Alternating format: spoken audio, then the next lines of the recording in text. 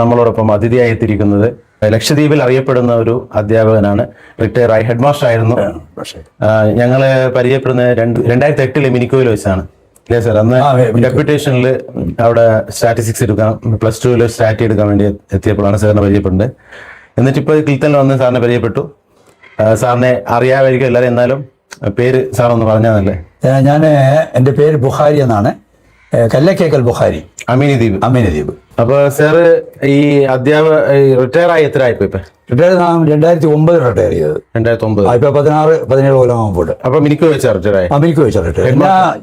ലൈഫിൽ കൂടുതലും ഏതാണ്ട് 13 കൊല്ലം മിനിക്കോയില്. അത് ആദ്യം TGT ആയിട്ട് 80 മുതൽ 86 വരെ ആദ്യം സർവീസ് കയറിയതല്ലോ. സർവീസ് കയറിയ PST ആയിട്ട് ഞാൻ കയറിയത് 78. റെഗുലർ TGT ആയിരുന്നു 80-ലാണ്. ആദ്യത്തെ പോസ്റ്റിങ്ങിന് മിനിക്കോയി. 77-ലാണ് ജനനം. അപ്പൊ ലൈഫിന് അത്ര സർവീസ്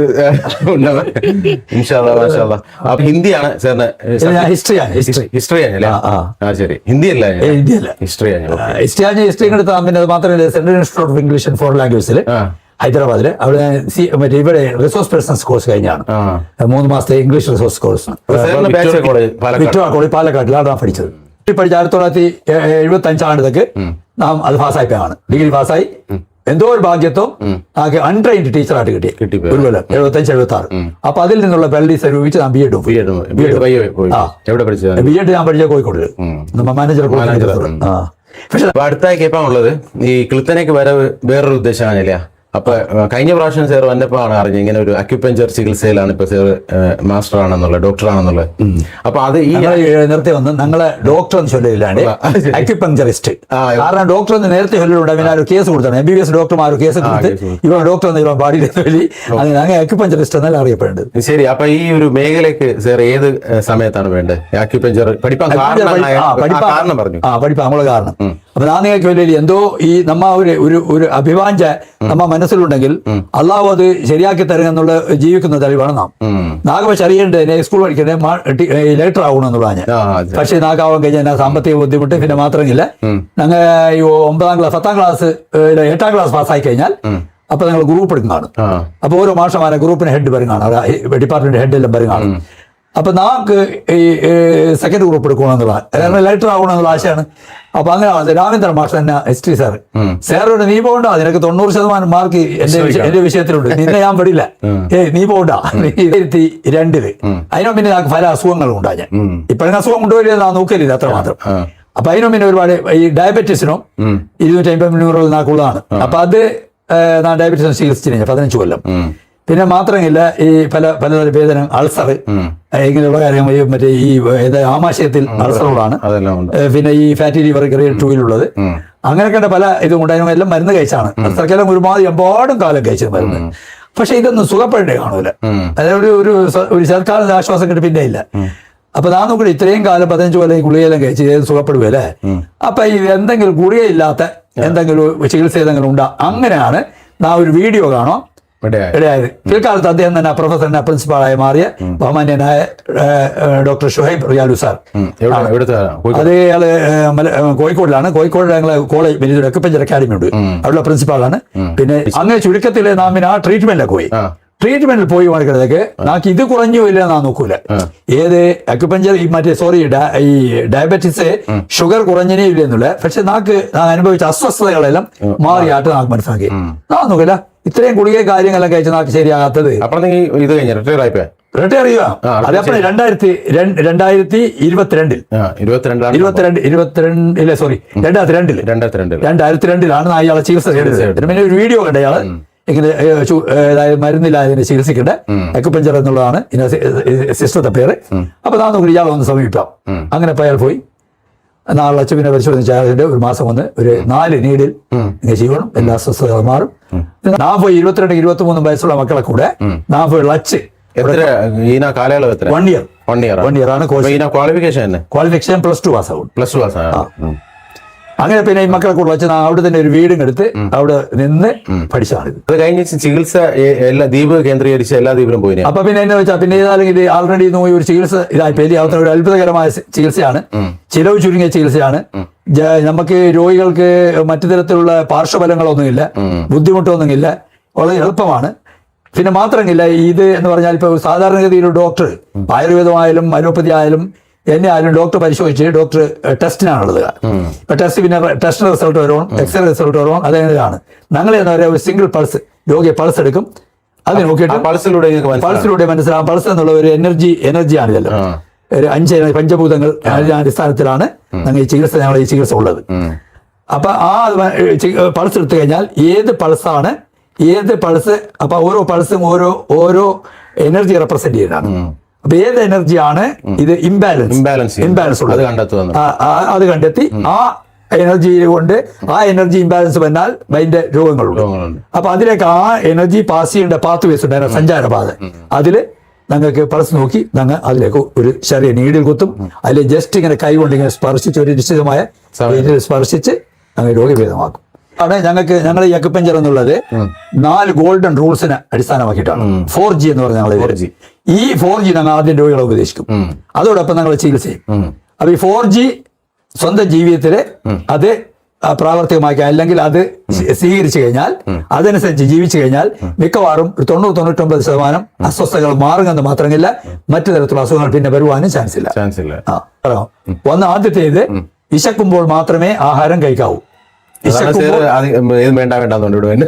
അതാണ് വിശന്നാലോ ദാഹിച്ചാലോ നമുക്ക് അത് ചെയ്യലാം. പക്ഷെ വിശന്നില്ലെങ്കിൽ വെറുതെ ബാറ്റിന് ഇടങ്ങിയതാക്കരുത്.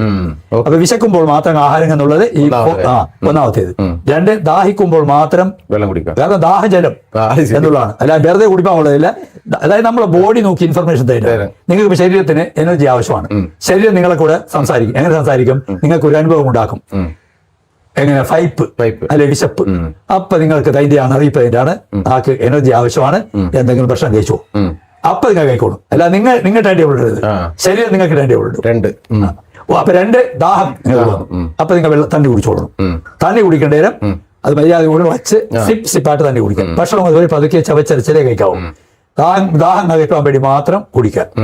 ദാഹം തീരാൻ പിന്നെ കുടിക്കുക. പിന്നെ മൂന്നാമത്തേത് ഒരു റെസ്റ്റ് ചെയ്യണം എന്നുള്ളതാണ്. റെസ്റ്റ് എന്നല്ലാൽ ഉദ്ദേശിക്കേണ്ടത് ചിലപ്പോൾ കിടന്നിറങ്ങലോ അല്ലെങ്കിൽ അയക്കലോ. ഞങ്ങളെ ഇതിൽ റെസ്റ്റ് എന്ന് പറയുക അക്യുപഞ്ചർ സയൻസ് റെസ്റ്റ് എന്ന് പറഞ്ഞാൽ ചെയ്യുന്ന ജോലിയുടെ സ്വഭാവത്തിൽ നിന്ന് മറ്റൊരു ഇതിലേക്ക് ചേഞ്ച് ചെയ്യണം. ഉദാഹരണത്തിന് ഒരു ക്ലർക്ക് ഒരു ടീച്ചർ അയാൾ ഇങ്ങനെ 1-2 ക്ലാസ്സിലെല്ലാം പോയി അയാള് ഒരു മനസ്സിലാക്കി കുളഞ്ഞു ബോഡി എല്ലാം മൈൻഡ് എല്ലാം ഒരു അസ്വസ്ഥ വരങ്ങാണ്. അപ്പൊ എനിക്ക് വേണം അല്പം റെസ്റ്റ് ചെയ്യണം. ഇനിയിപ്പോ കർഷകനാണെങ്കിലും അയാൾക്ക് വെച്ച ശരീരം ഇതാക്കി ഞാൻ റെസ്റ്റ് ചെയ്താവണം. ഒരു ക്ലാർക്ക് ആണെങ്കിൽ വച്ചോണ്ട് പണിയെടുക്കേണ്ടി. അപ്പൊ ഫേനെ കൂട്ടി വയ്ക്കണം, 10 മിനിറ്റ് നടന്നാൽ മതി. രണ്ടാമത്തെ എന്നുള്ളത് 9 മണി 9:30 രാത്രി ഇതിനുള്ളിൽ ഉറങ്ങിയിരിക്കണം. വെളുപ്പിന് 3-4 ഈ സമയത്തിനുള്ളിൽ എണീക്കണം. ഇതാണ് 4 റൂൾ. എന്തുകൊണ്ടാണ് 9 മണി മുതൽ 9 മണിക്ക് ഇറങ്ങണം, 4 മണിക്ക് അല്ലെങ്കിൽ 3 മണിക്ക് എണീക്കണം എന്ന് ചൊല്ലാൻ കാരണം അതെന്നു പറയാം. നമ്മ ഒരു ഫിര ഇപ്പൊ എന്തെങ്കിലും ഫൊട്ടലോ ഫൊളിയോ ആയിക്കഴിഞ്ഞാൽ എന്ത് ചെയ്യും? മേസനെ വിളിച്ചോ കാർപ്പൻറ്റർ വിളിച്ചോ അത് ശരിയാക്കും. ശരിയാക്കാതെ വിട്ടാൽ വീണ്ടും അത് ഇടിഞ്ഞിടിഞ്ഞ് പിന്നെ നമുക്ക് ഇററിപ്പേറബിൾ ആകും. അപ്പൊ എന്നുള്ളത് പോലെയാണ് ശരീരം അതിന് ഉണ്ടാവുന്ന കുറവുകൾ എന്തെങ്കിലും കാരണം മനുഷ്യ 100 കാരണം തന്നെ എന്തെങ്കിലും കുറവുകൾ ശരീരത്തിന് ഉണ്ടായിരുന്നെങ്കിൽ അത് റിപ്പയർ ആൻഡ് മെയിൻ്റനൻസ് വർക്കിനെടുത്തൊരു സമയമാണ് 9 മുതൽ 3 മണി വരെ. ആ സമയത്ത് ഒരു കാരണവശാലും ശരീരത്തെ ഡിസ്റ്റർബ് ചെയ്യാൻ പാടില്ല. ശരീരത്തിന് പൂർണ്ണ 9 മണിക്ക് കിടക്കണം. 9 മണിക്ക് കിടക്കുകയാണെങ്കിൽ ആമാശയം 9 മണിയാണ് പൂർണ്ണമായിട്ടും എം ടി ആയിരിക്കണം.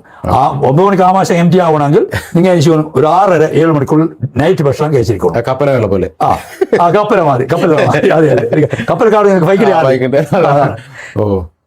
അപ്പൊ ഈ പറയപ്പെടുന്ന ശരിക്കും പറഞ്ഞാൽ നമ്മളെ മതപരമായിട്ട് നോക്കിയാൽ നമ്മളെ പ്രവാചക ശരിയ തന്നെയാണ്. അതെ, ഇപ്പൊ താവോയിസ്റ്റുകൾ ചൈനീസ് ചികിത്സയെങ്കിലും യഥാർത്ഥത്തിൽ പറഞ്ഞുകൊണ്ട് പറ്റിയത് എല്ലാം ഇതിലുള്ളതാണ്. മതത്തിൽ പ്രത്യേകം പറയേണ്ട നബിതങ്ങൾ പറഞ്ഞ സംഭവമാണ് ഇതെല്ലാം. പക്ഷെ ഇസ്ലാം മത വിശ്വാസികളെങ്കിലും അത് ഫോളോ ചെയ്യുക. ഇതിപ്പോ ഈ 4 ഗോൾഡൻ റൂൾസ് ഒരുത്തവണ ജീവിതത്തിൽ പ്രാവർത്തികമാക്കി കഴിഞ്ഞാൽ ആശുപത്രിയെ സമീപിക്കേണ്ടി വരാം, ഞങ്ങളെ എത്തുമ്പരേണ്ടി വരാം. ശരിയാണ്. കൃഷിയിൽ താല്പര്യമാണ്. അപ്പൊ അങ്ങനെ കുറെ കൃഷിയുണ്ട്, 7-8 ആടുണ്ട്. അപ്പൊ ഫെണ്ടികളുണ്ട്, വേണ്ടിയാൽ നോക്കും.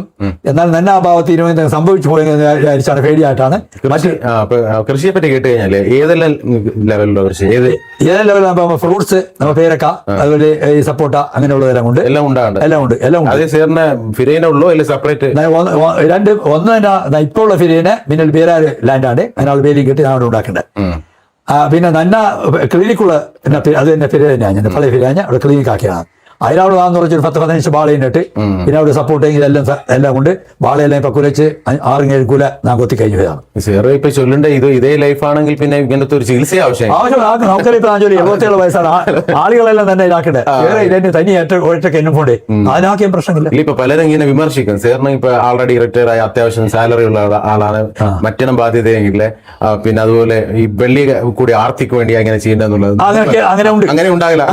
കാരണം അത് സ്വാഭാവികമാണ്. മനുഷ്യൻ ഓരോ ആൾക്കാരും ഓരോ കോൺസെപ്റ്റ് ഉണ്ടാകും. അപ്പൊ ഇങ്ങനെ ചികിത്സിക്കേണ്ട തന്നെ മനുഷ്യൻ കാണാനുള്ളവരുടെ കോൺസെപ്റ്റ് ഇയാൾ പറയാം വെള്ളിക്ക് ദാഹമുള്ളൂ അങ്ങനെ. പക്ഷെ നാളെ നന്നായ സയൻസ്, അത്ഭുതകരമായ സയൻസാണ്, ചികിത്സയാണ്. അത് ജനങ്ങൾക്ക് ഇപ്പൊ തന്നെ ചികിത്സ ചിലപ്പോൾ ചിലരുടെ കൈ വെള്ളിയാണ് ഉണ്ടാകാം. അപ്പൊ ചോദിച്ചാൽ വെള്ളിയില്ലെങ്കിൽ നിങ്ങൾ ചികിത്സ ഞങ്ങൾ പഠിപ്പിച്ചതിന് പൈസ ഇല്ലാത്തത് കൊണ്ട് ഒരാൾക്ക് ചികിത്സ ഇല്ലാതെ ആകരുത് എന്നുള്ളതാണ്. അപ്പൊ ഇത്രയും നേരം ഞങ്ങളെ കണ്ണാടിപ്പാത്ത ചാനലിക്ക് വേണ്ടി സാറ് തന്നതിൽ അതിയായി സന്തോഷിക്കുന്നു. ഏതായാലും ഇത് കണ്ട് ബാക്കിയുള്ളവർക്ക് ഒരു ബോധം വരട്ടെ. ഇൻഷാ അല്ലാഹ് ഇനിയും കണ്ടുമുട്ടാൻ അള്ളാഹു ഇത് കൂട്ടട്ടെ. സാറിന് ആരോഗ്യത്തിന് വേണ്ടി ദുആ ചെയ്യണ്ടേ. അൽഹംദുലില്ലാഹ്. അപ്പൊ നാക്കും പറയാനുള്ള എന്ന് പറഞ്ഞാൽ ഇപ്പൊ കൃത്യന് തന്നെ അപ്പൊ തന്നെ ഇത് ഈ ചികിത്സയെ പറ്റിയും മറ്റുള്ള പുറം ലോകം അറിയുവാൻ കണ്ണാടിപ്പാത്ത എന്നുള്ള ഈ ചാനൽ ഉപകാരമാകുമെന്നുള്ളതാണ് എന്റെ പൂർണ്ണമായ വിശ്വാസം. അങ്ങനെ നാക്കൊരു അവസരം ഉണ്ടാക്കി തന്നതിൽ കണ്ണാടിപ്പാത്ത ഈ ചാനലിന് ഞാൻ എൻ്റെ നന്ദി പ്രകാശിപ്പിച്ചുകൊള്ളുന്നു. ഇനി ഇത്തരം പ്രവർത്തികൾ നടത്തി സമൂഹത്തെ ബോധവൽക്കരിക്കാൻ നിങ്ങൾക്ക് അല്ലാഹു ഉണ്ടാകട്ടെ. ആമീൻ. അസ്സലാമു അലൈക്കും. വലൈക്കും സലാം.